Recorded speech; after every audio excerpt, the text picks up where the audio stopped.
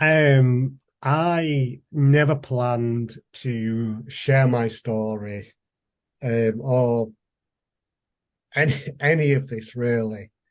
But I did a school talk years ago, and I talked about self-love and acceptance, and I just shared everything with all these students. And I found it hard. I dropped my hearing aid. When I started talking at first, my bottom lip started to shake. I wanted to cry. I was I was that nervous. And at the end of it, I got through it. And at the end of it, they all gave me a round of applause. And I was like, oh, kids will just clap at anything. And the school bell went, they went to break time, and I headed out waiting for my taxi. And I was like, oh, that just went terrible. And then some kids ran over and they're like, oh, Jono, can we see your hearing aids? And I was like, yeah, sure. So I showed them my hearing aid. And they're like, oh my God, that's so cool. I've got a baby sister at home and all she does is cry. And I would love to be able to not listen to my baby sister. And I was like, oh my God, I do that with my mum. When my mum's shouting at me, I turn my hearing aid off. And they're like, oh my God, that's so cool.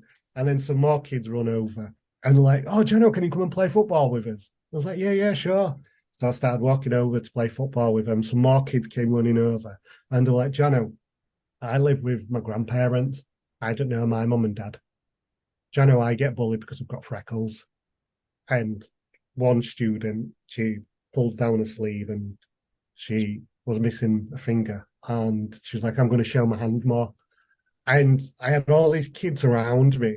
And I was like, oh my God, like, I don't know what's just happened, but I need to do more with this. And I need to continue to talk. So I continue to speak in schools. And now I speak on stages, on screens. And I was like, and there's a saying, be who you needed when you were younger. And I absolutely love that saying. I love that quote. And I was like, to all those little Jono, like I'm now working on my inner child. I'm like all those little Jonos, and we've all got insecurities. We've all got certain things that scare us. And when I do speak, people like Jono, I felt that. I get that. I've been there. And the book, it's like, okay, I want to do a book.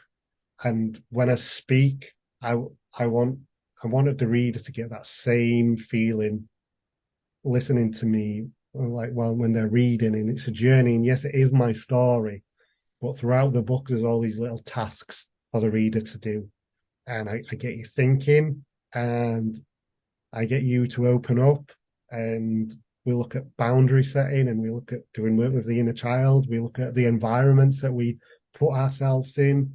There's so much in the book that we go on a journey together, and yeah, I'm nervous.